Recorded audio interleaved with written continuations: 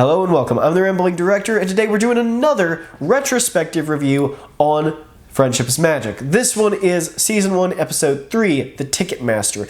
And I remember very clearly the thing that stood out to me when I first watched this episode in 2012 was just how funny the show is. And it gets funnier from this point on, but especially the first two episodes are not that funny. And to be honest, they're nowhere near the quality of the rest of the series. So I didn't really know what to expect going into episode 3, and at the time I was still on the fence. I wouldn't have called myself a fan, but I definitely had the intention of watching the rest of the show after watching this episode. It was a very good kind of opening to the slice of life style episodes that the show would later become known for. I really enjoyed the humor in this episode, and it's clearly geared towards a person who was a little bit older. I had grown up with, TV Land and a lot of older comedies and stuff, so I kind of got the idea from this episode right off that it was geared toward, the humor was geared towards an older audience, probably the parents and other older people who were going to be watching with their children. The reason I can pretty firmly say that is because I don't imagine any 7-year-old in the year 2012 when I watched it, or even 2010 when it came out, being familiar with Benny Hill. Yet there's quite a lengthy scene in this episode that is a direct reference to the Benny Hill Show. And I just think it's hysterical, including the parody of Yakety Sax, which plays in the background. So that was just a little cool thing that I really was impressed by the first time I saw the show. Coming back to it now, years later, although I've seen this episode many, many times in that intervening period, coming back to it with the intention of making a video retrospectively at kind of analyzing it, I noticed that the humor in this whole episode is really, really good. And I didn't really realize it at the time, because I didn't know enough about the characters, but I think this was the episode that endeared me to Rarity, who is one of my very favorite characters, and it's a lot of it is her humor. I think Tabitha St, Germain, the actress who plays Rarity, is kind of the unsung hero of Friendship is Magic. She voices most of the background characters when they get speaking roles that are like substantive, including later on voicing Derpy Hooves, who is probably the most famous background character. She's kind of the symbol of the pony fandom too. And Tabitha St. Germain is just amazing, and a lot of it comes from her improv. Apparently she would improv a lot more than the other actors, and you can tell that when there are crowd scenes and people are talking, because she will say some of the funniest crap. We'll get to that as we get to more of that later on, but I just want to point it out for now. Her humor is really funny, and some of these lines would not be funny if it weren't for her saying them. So what's this episode about? Twilight gets sent tickets to the Grand Galloping Gala, a big social occasion in Canterlot every year, and Celestia gives her a ticket with one extra ticket so she can take a friend. Now, later on, a few seasons down the road, we find out that all of these tickets have a +1. Maybe you could argue that the reason they have a +1 later is because of this episode, but we never hear that explanation, so it kind of comes off as a little bit of a plot hole when you know that later. Twilight instantly is inundated with her friends desperately wanting to go to the Grand Galloping Gala with her as her guest, and they all start competing for her affections to win the ticket. It's kind of a classic comedy setup, right? You've seen this setup a million times before. What I think is really exceptional about this episode is that they find some fantastic reasons for these characters to want to go. And they all fit their personalities so well. Whereas typically when you see this plot, the people who want to go, it's more just like, hey, I'm your friend, you should want to bring me. There's not usually this depth of reasoning, whereas the majority of this episode is taken up with finding out the reasons why they want to go. I have to say, though, there is one pitfall to this, and that is that Applejack is the only one with an actual good reason. So Applejack wants to go because she can sell her goods at the the gala and make a lot of money for her farm. And in doing so, she can replace the barn, replace the plow, and of course replace Granny's hip. She apparently needs a hip replacement, because in a world of magic, people still need hip replacements, of course. Rainbow Dash wants to go so she can meet the Wonderbolts and impress them and become a Wonderbolt, which is her dream, right?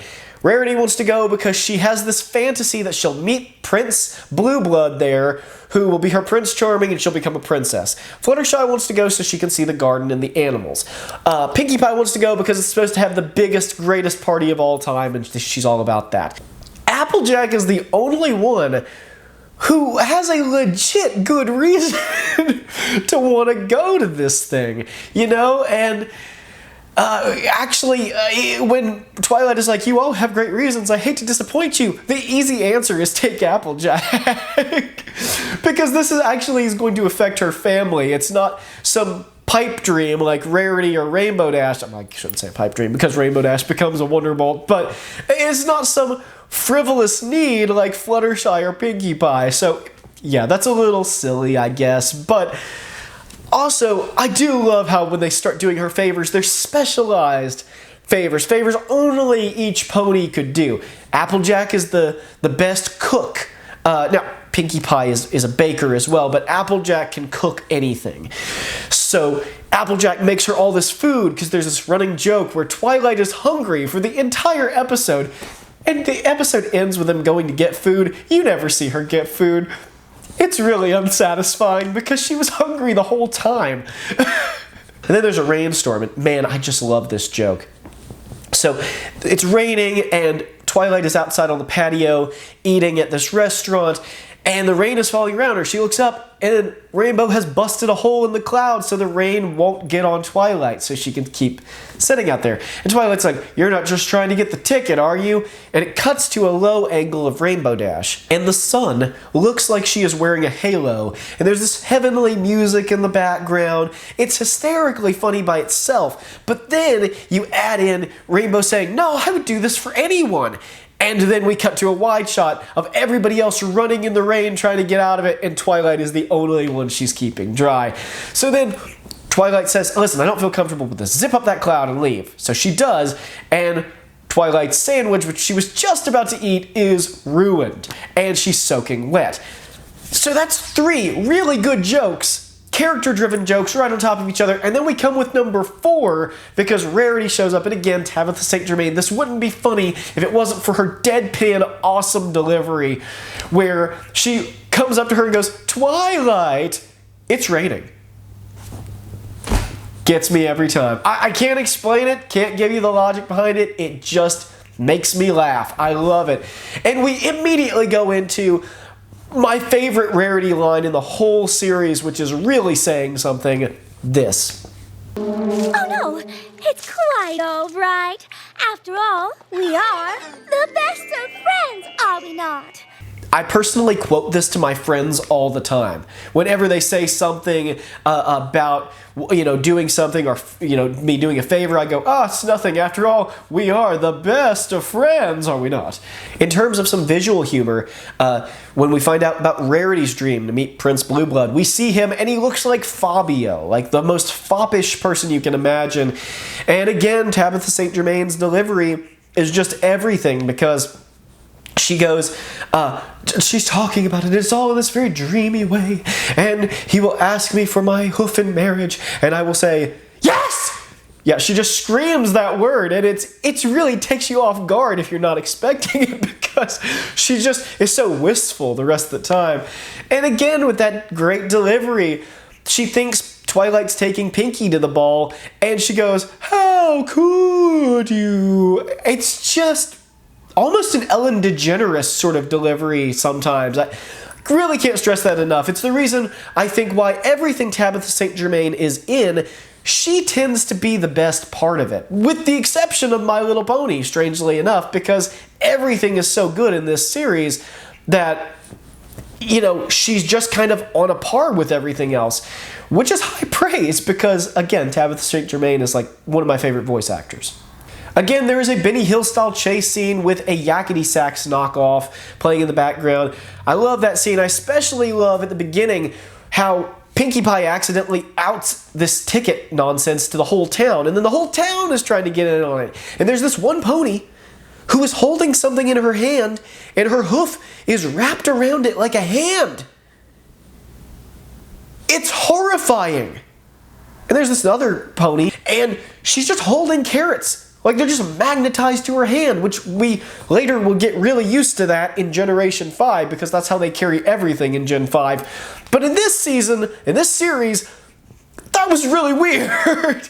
It kind of went against everything we established in this season to have that pony just holding that thing in her hoof. So that was really strange. So the episode comes to a conclusion. Twilight, I thought this was quite good. Twilight's friends all give up the ticket. Except for Rainbow, who for a second is like, you all gave it up, that means the ticket's mine. And then she feels bad and is like, I don't want it either. So Twilight sends the tickets back to Celestia because she doesn't want to go to the ball at all if her friends can't go too. Celestia, I love this, Celestia sends back a letter and just says, why didn't you say so? And gives her enough tickets for all of them to go. And as they walk out, they say they're going to treat Twilight to lunch. Spike gets a ticket because suddenly, even though he didn't want to go to the gala, he felt really left out when he didn't get a ticket.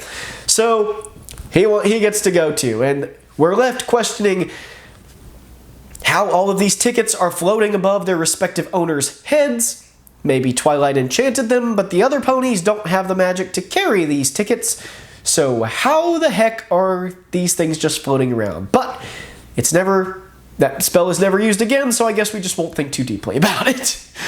So that was Season 1, Episode 3, The Ticket Master. I really like this episode. I think it is, again, a really funny episode. They made a good choice by having this episode establish early that the show can do some really comedic, fun stuff. As Season 1 goes on, we find out that the Grand Galloping Gala is being built up as the season finale. It's the only one-part season finale besides Season 3.